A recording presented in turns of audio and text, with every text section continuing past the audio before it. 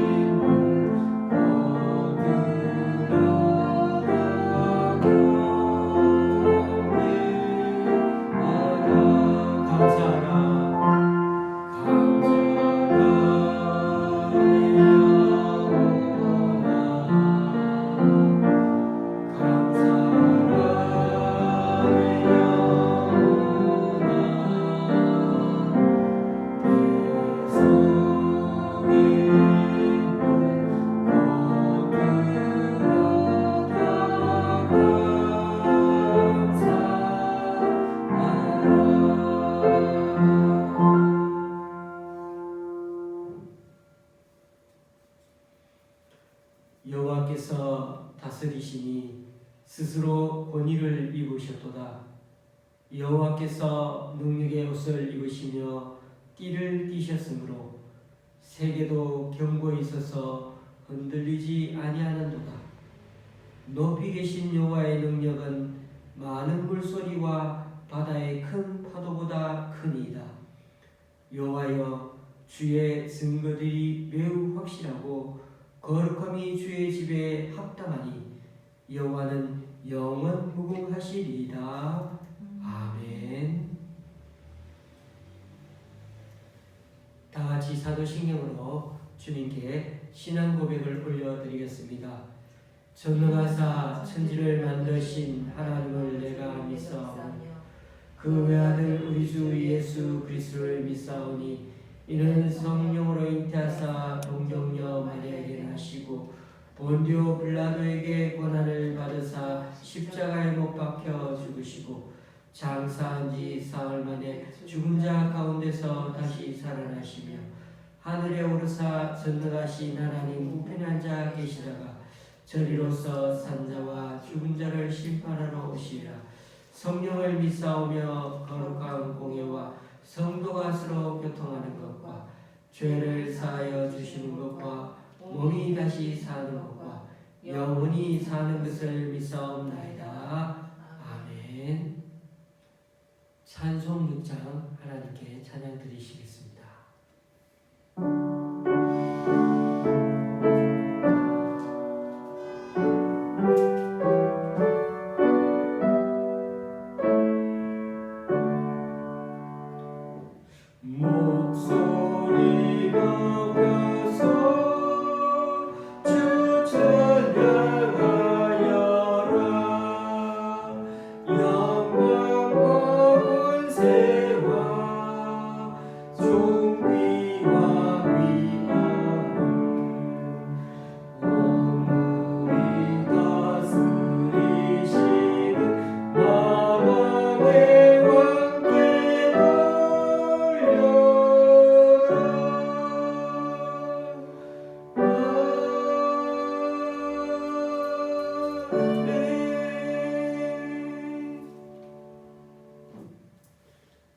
교동문 41번을 다 함께 한 목소리로 읽도록 하시겠습니다.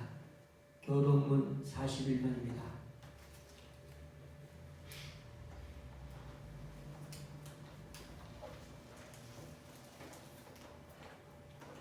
교동문 41번 시편 97편입니다. 여호와께서 다스리시나니 땅은 즐거워하며 허다한 성은 기뻐할지어다.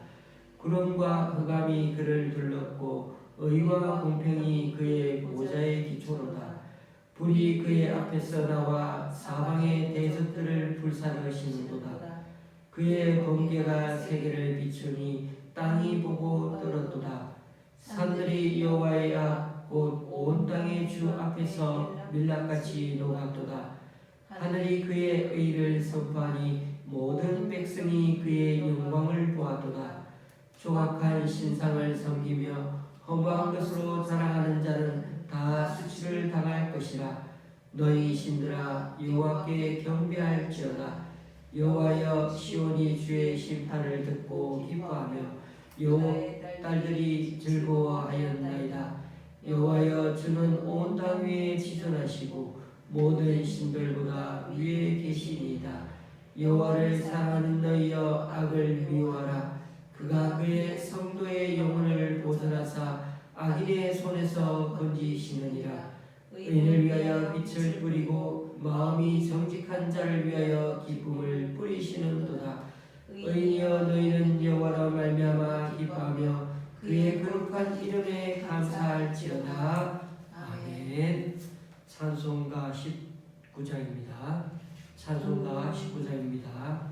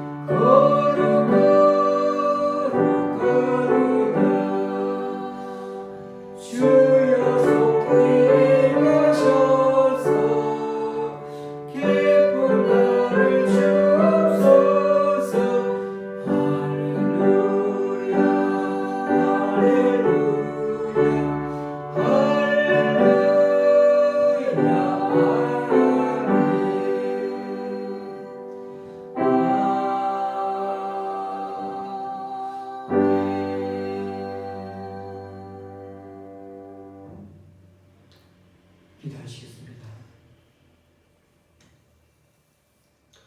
사랑이 많으신 아버지 하나님, 우리가 비록 약하여 넘어지더라도 우리에게 늘 힘주시며 주님 앞으로 더욱 나가도록 이끌어 주시는 그 사랑과 은혜에 감사드립니다. 오늘도 주님의 날 주일을 기억하고 왕이신 하나님께 예배하게 하심을 감사드립니다. 이 시간 드려지는 예배가 형식적인 예배가 되지 않게 하시고 각 처소마다 드리는 그 예배 자리에서 영과 진리로 드릴 수 있도록 성령께서 우리 마음을 주장하여 주시옵소서.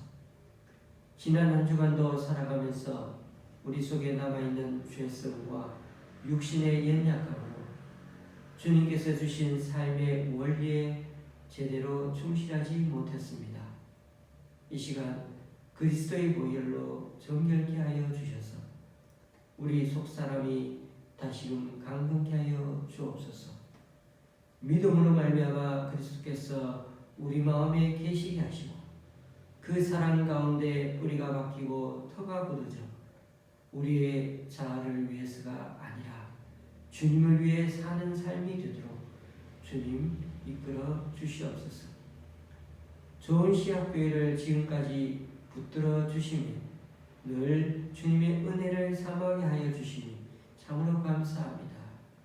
앞으로도 예배당에서 드리는 이 예배가 곧 회복되게 하여 주시고 감격 속에 드려지는 살아있는 예배로 주님께 영광 돌리는 그런 우리들 되게 하여 주옵소서.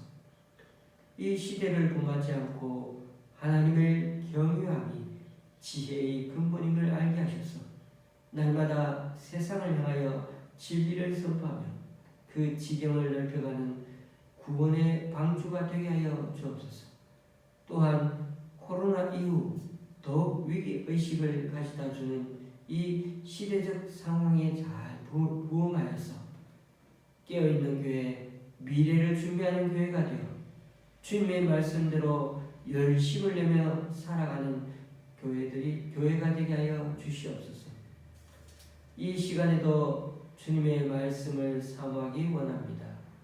말씀에 큰 은혜와 능력을 더하셔서 우리에게 필요한 하나님의 말씀을 공급하여 전할 수 있도록 역사해 주시고 전하는 자와 말씀을 받는 자 모두 한 마음이 되어 말씀 속에 거하시는 그 주님을 만나는 귀한 이 시간이 되게 하여 주옵소서. 예수님의 이름으로 기도드리옵나이다. 아멘.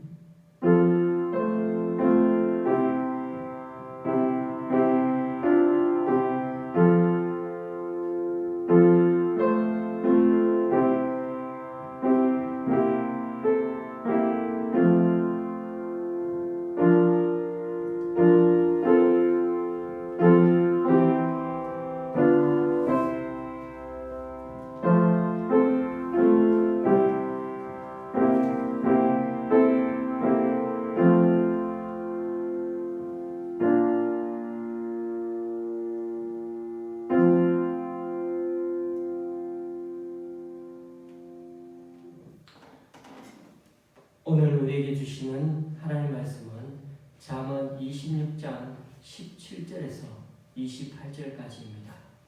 잠언 26장 17절에서 28절까지입니다. 제가 가지고 있는 구약 성경은 939쪽입니다.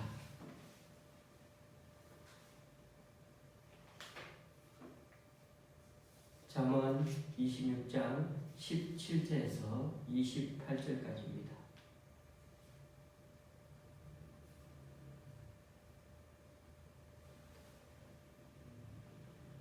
제가 대신 읽을 때 교우님들은 눈으로 마음으로 따라오시면 되겠습니다.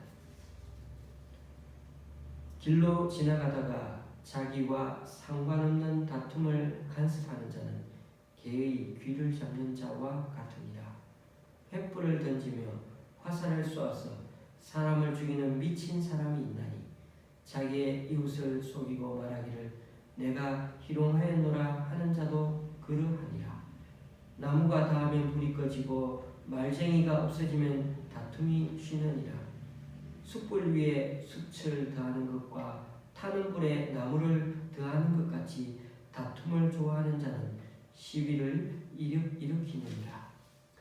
남의 말 하기를 좋아하는 자의 말은 별식과 같아서 뱃속 깊은 데로 내려가느니라. 온유한 입술의 악한 마음은 낮은 은을 입힌 톡이니라. 원수는 입술로는 꾸미고 속으로는 속임을 품나니 그 말이 좋을지라도 믿지 말 것은 그 마음에 7가지 가증한 것이 있음이니라. 속임으로 그 마음을 감출지라도 그의 악이 회중 앞에 드러나니라. 함정을 파는 자는 그것에 빠질 것이요 돌을 굴리는 자는 도리어 그것에 치이리라. 거짓말하는 자는 자기가 해한 자를 미워하고 아침하는 입은 패망을 일으키느니라. 아멘. 사람은 말을 안 하고 살 수가 없습니다. 말을 해야 소통이 되고 또 말을 해야 서로 간에 정감이 나고 또 그런 말을 통해 인격이 나눠지고 또 귀한 그런 교감이 있는 것이 사람입니다. 박수는 시인이 쓴 짧은 말이라는 시가 있는데 거기에 보면 할 말이 있어 사람 주위를 모여드는 그런 모기도 그렇게 할 말이 있어서 사람 주위를 맴돌고 있다고.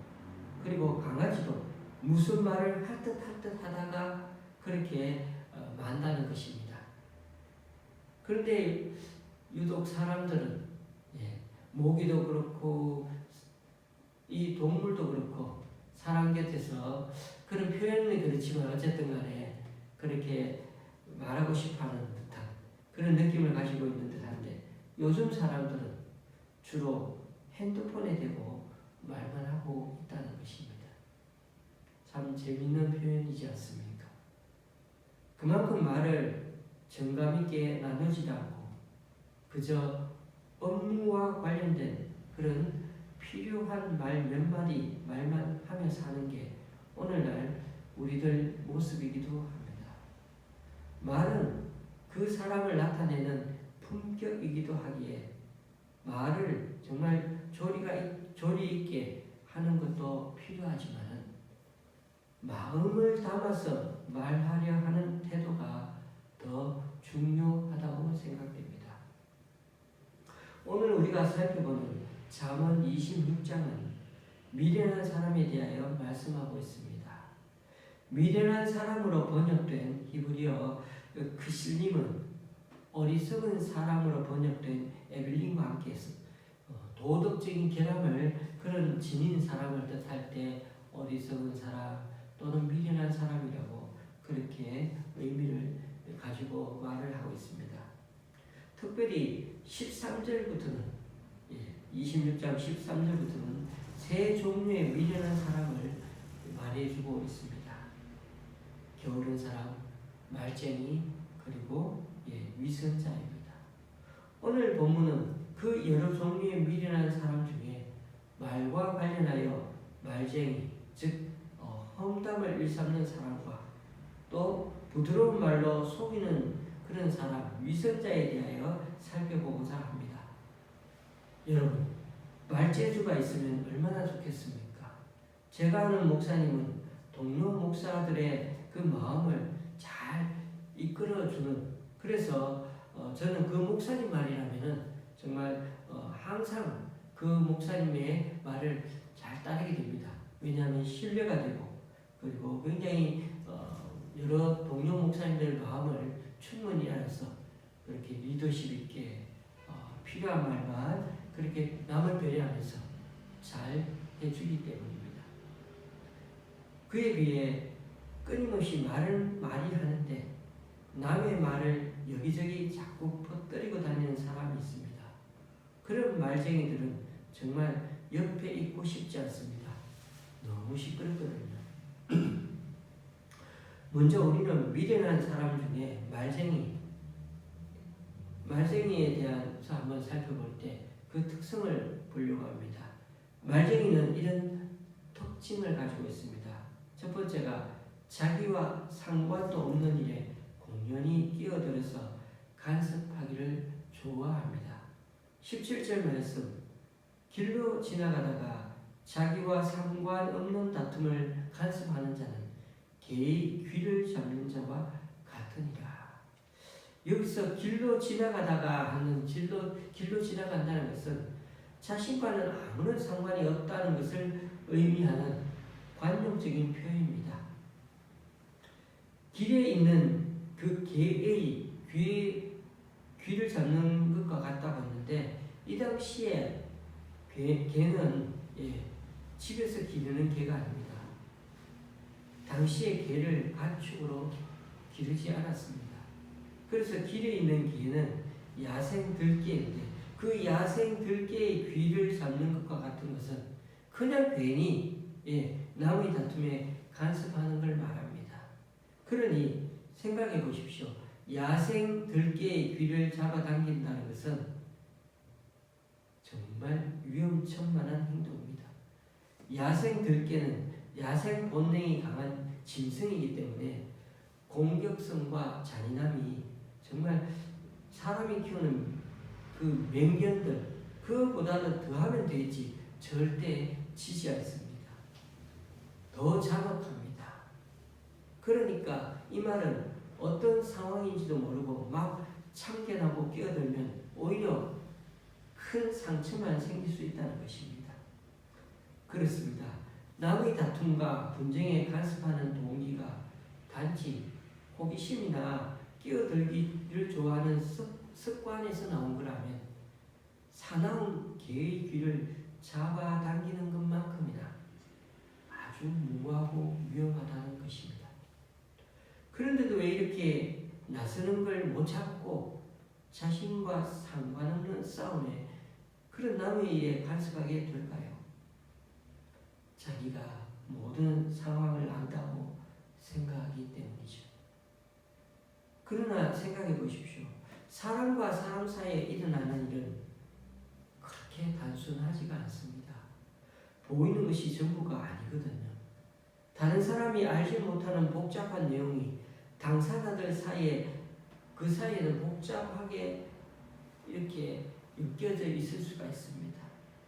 시시비비를 단순하게 가릴 수 없고 때로는 양쪽 다 문제가 있을 수도 있습니다.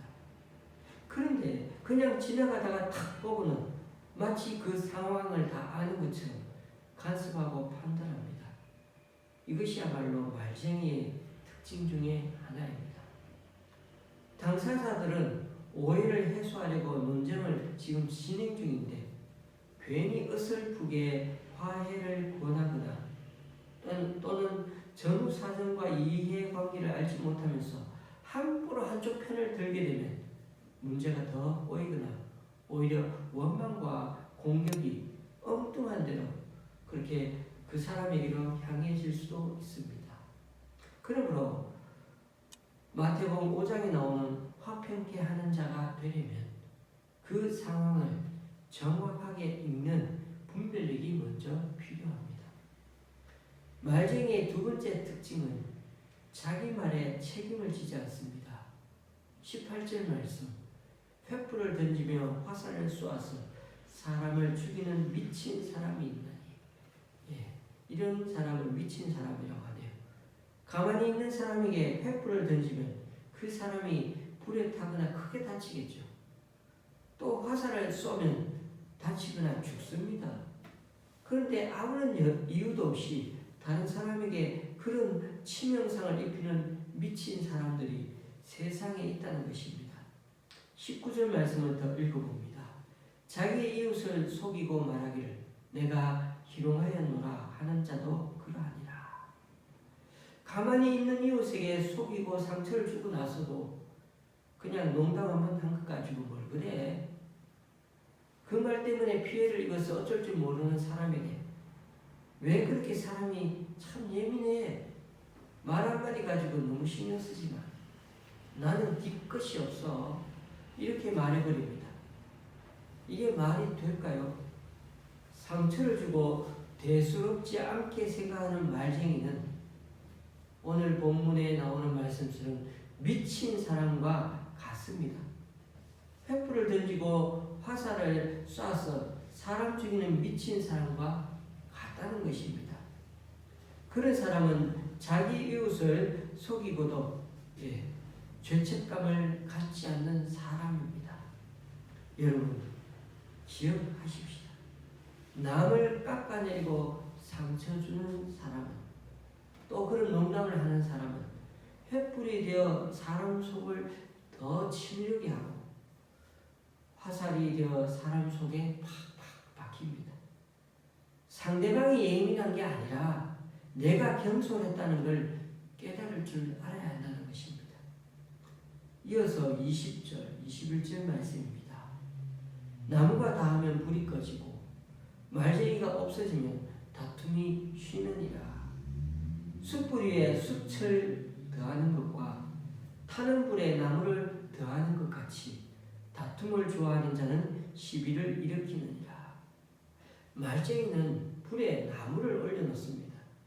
불이 났으면 꺼야 하는데 오히려 점점 더 커지게 만듭니다. 불난 집에 부채질하는 사람처럼 남들과 다투기를 즐겨하고 좋아합니다. 그야말로 입술만 바쁜 사람입니다. 제가 예전교회에서 많이 봐왔지만 다른 사람의 말 옮기는 걸 은근히 즐기는 사람들이 있습니다. 교회와 직장에 있었던 일들을 좀 조심해야 하는데 불의 성질은 모든 것을 태우기에 분노와 화를 자신도 모르게 막 표출합니다. 이런 말쟁이가 없어야 그래야 다툼이 쉬고 세상이 조용해집니다. 말이 많으면 실수도 많은 법이죠.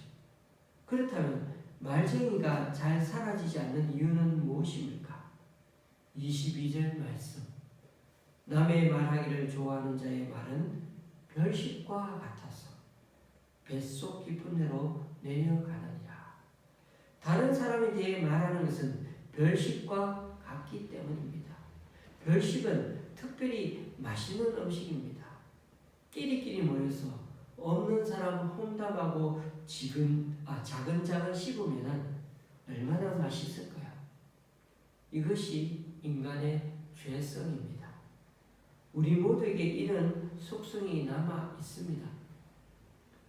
교우님들, 나무가 없는 곳에 불이 붙지 않듯이 험담이 없는 곳에는 분쟁이 일어나지 않습니다. 그런데도 때로 우리는 불쏘시개의 역할을 자처하며 불화에 그런 불씨를 살려냅니다. 별미특식을 앞에 두고 오손도손 배를 채우듯 남 이야기를 화제거리에 올려 공감대를 찾고 결속을 다지기를 즐겨합니다. 그러므로 나도 누구에 대해 말쟁이가 될 수 있으니 우리는 조심해야 합니다. 거꾸로요. 나도 당할 수 있거든요. 나도 누군가에 의해 책 잡히고 씹히고 있을 수가 있습니다. 나도 남들 이야기의 화제거리, 간식거리가 될 수 있음을 유념하고 당사자가 자리에 없다면 그 사람에 대해서는 되도록 말하지 말아야 하겠습니다. 그 사람을 세워주고 진심으로 걱정하면서 하나님께 도움을 청하는 말만 해야겠습니다. 예수를 믿는 사람은 특별히 말 조심해야 합니다. 왜냐하면 죄송합니다. 우리는 주님을 반사하는 거울과 같기 때문입니다. 우리의 말로 사람을 하나님께 인도할 수 있고 사람을 하나님으로부터 떠나게도 만들 수 있기 때문입니다. 그래서 시편 기자는 이렇게까지 고백하고 있죠. 여호와여, 내 입에 파수꾼을 세우시고 내 입술의 문을 지키소서. 화를 몰고 오는 원인자가 전부 다 말에 관한 것입니다. 우리와 다른 사람 사이의 관계를 이어주는 것도 말이고 우리와 이웃과의 관계를 깨뜨리는 것도 말로 인한 경우가 대부분입니다. 그래서 이사야 선지자가 성전에서 하나님의 부르심을 받았을 때 그때 이사야의 반응이 화로다 나여 망하게 되었다. 나는 입술이 부정한 사람이요 나는 입술이 부정한 백성 중에 거주하면서 만군의 여호와이신 왕을 배웠음이로다. 그렇게 고백하지 않았습니까? 선지자가 이 정도 고백을 했다면 우리는 더욱 그러하지 않겠습니까? 우리가 진심을 다해 상대를 격려하는 말, 세워주는 말을 하다가 보면 그 말이 우리도 격려하고 우리도 세워줄 것입니다. 우리가 하나님의 언어로 우리를 채워가면 감사와 그 축복의 말을 많이 하고 또 생명의 말씀을 전하는 사람이 되게 해달라고 기도하는 그런 우리들이 되어야 되겠습니다. 두 번째로 어떤 사람이 미련할까요? 바로 위선자입니다. 위선이란 겉과 속이 다른 것입니다. 그렇다고 겉은 초라하고 별로지만 속은 부드럽고 아주 괜찮다. 이런 말도 위선인가요? 아닙니다. 위선은 단순히 겉과 속이 다른 정도가 아니고요. 겉은 보기 좋지만 속은 아주 추한 것을 말합니다. 23절 말씀을 읽어보겠습니다. 온유한 입술에 악한 마음은 낮은 은을 입힌 톡이니라. 여기서는 위선을 온유한 입술에 악한 마음이라고 정의하고 있습니다. 그러니까 원래 악한 마음이 있는 사람인데 그것을 온유한 입술로 그냥 위장한 것입니다. 온유한 입술이란 악한 것을 감추기 위하여 그럴듯하게 말하는 것입니다. 부드럽고 정의롭고 또 나를 위한 말 같고 그 말을 들으면 간이라도 빼줄 것 같습니다. 마음에 쏙 드는 말을 하고 있지만 그 속에는 악한 마음이 도사리고 있습니다. 그래서 낮은 은을 입힌 토기와 같다는 것입니다. 흙으로 만든 그릇에 은도금을 한 것입니다. 도금을 하면 보기 좋고 귀하게 보입니다. 그런데 아주 질이 낮은 도금은 얇게 발라서 금방 벗겨집니다. 처음 볼 때는 깨끗하고 예뻐 보였는데 금방 지저분해집니다. 질그릇처럼 담백한 질감도 갖고 있지도 않습니다. 결국 이런 그릇은 아무 쓸모가 없습니다. 위선자도 그러합니다. 진흙 그릇에 은을 칠하여 그렇게 은것으로 위장하듯 악한 마음을 화려한 언변으로 숨기는 사람들입니다. 위선자는 자신의 그 온유한 입술에 남들이 다 속을 거라고 생각합니다. 그래서 계속 입으로는 꾸미고 속으로는 거짓말을 합니다. 24절, 25절.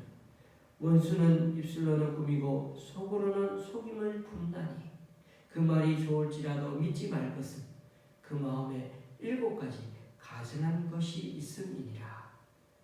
여기 7가지 그러니까 진짜 7가지를 생각하는데 7가지가 가증하다는 것은 7가지만 말하는 게 아니라 우리 마음이 그만큼 타락했다는 것입니다. 7자는 완벽의 완전의 숫자 아닙니까? 100% 다 가증하다는 것입니다. 그래서 위선자는 절대 믿으면 안 됩니다. 위선자의 마음속을 들여다볼 수 있다면 너무나 가증한 게 많이 담겨 있기 때문입니다. 이 세상에는 우리가 생각하는 것보다도 이런 넝구렁이 같은 그런 위선자가 너무 많은 것 같습니다. 이런 위선자들에게 우리가 잘 속는 이유는요, 분별력이 없고 진실을 보는 능력이 떨어지기 때문입니다. 그래서 뻔한 거짓말에도 금방 넘어가곤 합니다. 예수님은 제자들에게 정직과 순결을 유지하라고 하시면서도 이리와 늑대가 우글거리는 세상에서 어수룩한 양처럼 힘없이 잡아먹히지 않도록 뱀의 지혜도 필요하다고 하셨습니다. 그리고 이런 교활한 위선에 대한 끝은 함정을 한 자가 거기에 빠지는 것으로 끝이 결국 마무리됩니다. 27절, 28절. 함정을 파는 자는 그것에 빠질 것이요 돌을 굴리는 자는 도리어 그것에 치이리라. 거짓말하는 자는 자기가 해한 자를 미워하고 아첨하는 입은 패망을 일으키느니라. 거짓말하는 자는 언젠가 드러나게 됩니다. 스스로 함정을 팔고 스스로 함정을 파고 스스로 돌을 굴리지만 그러나 그 돌에 치이고 그 함정에 빠지는 사람은 바로 자신입니다. 그 모든 악과 속임수, 위선은 결국 다 자기에게로 돌아올 것입니다. 왜일까요? 하나님이 그렇게 하시기 때문이죠. 자기 뜻대로 될 것 같지만 세상은 그렇게 되지 않습니다. 하나님이 그 대가를 다 받도록 심판하실 테니까요. 선량한 말로 위장한 악인의 의도는 결국 탄로날 것입니다. 함정과 음모는 도리어 그들을 심판하는 도구가 될 것입니다. 하나님의 보호하심과 공의를 믿는다면 살아남기 위해 가면을 쓰고 이기기 위해 남을 넘어뜨리는 이들의 그런 사람들의 생활 방식에 우리는 동참할 필요가 없습니다. 여우가 제 꾀에 넘어간다는 말처럼 사람도 자신의 꾀가 많으면 자신도 넘어갈 수 있습니다. 가장 좋은 예가 모르드게와 에스더를 비롯한 모든 유대인들을 몰살시킬 계획을 세웠던 하만입니다. 결국 모르드게를 잡기 위해 만들었던 그 높은 장대에 하만 자신이 거기에 달려 죽게 되었습니다. 사필 규정이 되는 것입니다. 분쟁을 만들고 이웃을 괴롭히는 말쟁이들, 속에는 악이 가득한데도 겉으로는 그럴듯하게 속이는 위선자들이 세상에 너무 많다고 생각됩니다. 이들과 더불어 살아가려면 어떻게 해야겠습니까? 이들이 똑똑해 보이지만 사실은 미련한 사람들이라고 성경은 말씀하고 있습니다. 그러므로 이들에게 속지 말고 그들을 닮지 말며 그들 때문에 낙심하지 말아야 합니다. 이런 사람들 틈에서 살아가지만 언제나 부지런해야 간섭하거나 분쟁을 일으키지 않으며 정직하고 진실하게 살아가야 합니다. 나머지는 하나님께서 책임지십니다. 이것이 바로 자문에서 행복해지는 비결이라고 말씀합니다. 그래서 우리는 이렇게 기도해야 합니다. 주님, 분별할 수 있는 지혜를 주십시오. 그래서 위선자들에게 속거나 물들지 말고 우리의 길을 바로 가게 해 주십시오. 그러므로 나를 헤아리는 거짓말과 아침하는 말을 잘 분별해야겠습니다. 칭찬에 혹해서 넘어가지 말고 남의 말을 겸손하고 신중히 헤아려 들어야겠습니다. 당장 내 입에서부터 아침하는 말 그리고 거짓말을 멈춰야겠습니다. 우리가 미련한 사람처럼 살지 아니하고 게으르지 않고 고약하지 않으며 위선을 떨지 않고 살 수 있는 힘은 바로 하나님은 우리 아버지시며 우리에게 모든 것을 주시는 모든 좋은 것을 주시는 분이시기 때문입니다. 그 믿음 때문입니다. 오늘날 우리가 살아가는 이 세상이야말로 오직 자기 자신에게만 관심을 쏟는 사람으로 가득 차 있습니다. 그래서 자신이 가진 것을 지켜야 하고 다른 사람들의 칭찬을 받아야 하며 정상에 머물기 위해서는 남들과 늘 경쟁하고 싸워야 한다고 생각합니다. 그런 이기적인 사람은 자신을 보호하기 위해 함정을 파서 다른 사람을 소모시키기도 합니다. 결국 서로를 소모시키는 근본 원인이 바로 이기심에 있습니다. 하나님께서 지어주신 이 입술, 우리가 적절하게 잘 사용하고 절제하는 것이 필요합니다. 무엇보다 생명을 살리는 일에 입술을 사용하는 자가 되어야겠습니다. 말로 복음을 전하는 것도 중요하지만 복음은 말 몇 마디 건네는 것으로 전해지지 않습니다. 평상시 따뜻한 말과 그 행동 자체가 그 사람의 영혼을 만지는 경우도 많습니다. 우리가 진정 사랑의 마음을 품고 대한다면 다른 사람에 대해 말할 때 내 입술을 지키려는 신중한 태도 또한 필요합니다. 말과 혀로만 사랑하지 않고 행함과 진심으로 다가감으로 도덕과 윤리를 넘어 예수 그리스도의 참 사랑이 녹아난 그런 참된 기독교를 우리들 삶에서 구현해 나가는 우리가 되어야겠습니다. 이 잠언 말씀을 통해 심어주신 우리들 삶의 자리에서 하나님과 동행하며 하나님 말씀에 순종함으로 말뿐인 사람의 길, 또 위선자의 길이 아니라 생명의 길, 진리의 길을 걷는 그런 한 주간이 될 수 있기를 주님의 이름으로 축원합니다. 기도하시겠습니다. 주님, 하루에도 여러 사람들을 만나며 살아가는 이 세상에서 결국 화를 몰고 오는 원인자가 다 말에 관한 것임을 새삼스럽게 깨닫습니다. 우리와 다른 사람 사이의 관계를 이어주는 것도 말이고 또 그 관계를 깨뜨리는 것도 말로 인한 것임을 압니다. 그러므로 우리 입에서 나오는 말에 책임감을 갖고 이번 기회에 다른 사람들에 대해 함부로 말하거나 험담하는 습관을 버릴 수 있도록 우리 입에 파수꾼을 세워 주옵소서. 또한 나도 누군가에 의해 책잡히고 화제거리가 될 수 있다는 걸 유념하고 늘 절제할 수 있는 우리가 되길 원합니다. 하나님께서 지어주신 이 입술이기에 여기서 나오는 말이 사람을 살리는 주님의 도구가 되게 해 주옵소서. 말쟁이들, 위선자들의 그 교만함과 위선은 다 드러나게 하시고 우리 또한 미련한 사람들의 모습을 잘 분별할 수 있는 지혜도 허락하여 주옵소서. 예수님의 이름으로 기도드립니다. 아멘.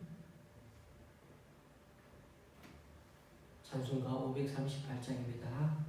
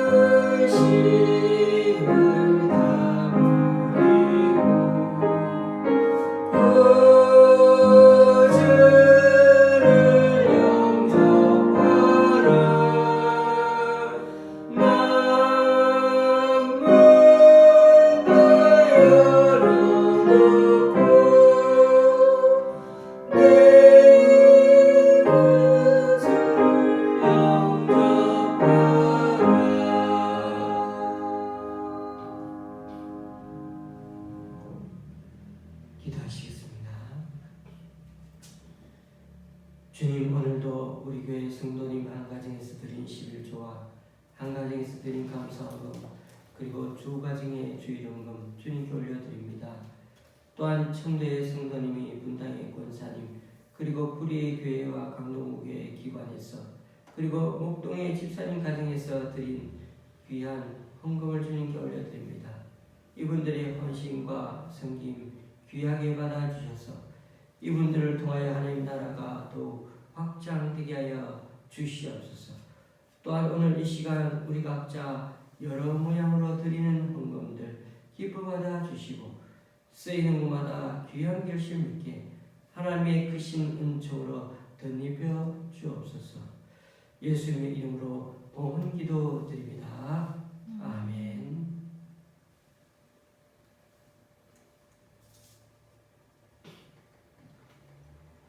한 주간 잘 지내셨습니까? 우리나라 인구의 1,400만 명이 넘는 사람들이 이제 백신을 접종을 했다고 합니다. 퍼센테이지는 29% 정도 맞췄다고 합니다. 전체의 29%가 어느 만큼이냐면 세계의 지금 백신 접종률 20위 안에 들었다고 하네요. 앞으로도 순조로이 잘 진행되어서 우리나라도 유럽처럼 마스크를 벗을 날이 곧 찾아오면 좋겠습니다. 지금 일정대로라면 저희도 7월 11일이면 이곳에서 예배 드릴 수 있으리라 그렇게 기대해 봅니다. 특별한 광고는 없습니다. 찬송가 218장입니다.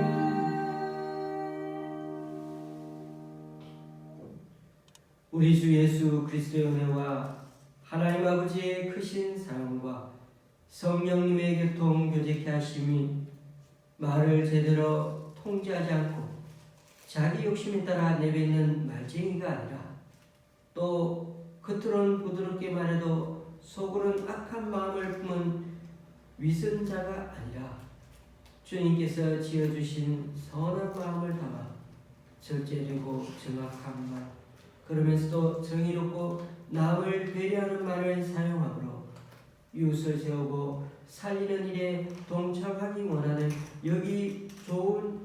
우리 좋은 시학교의 성도님들과 그리고 이 시간 온라인 예배를 함께하는 분들 위해 이제부터 영원히 함께 하시기를 간절히 축원하옵나이다. 아멘.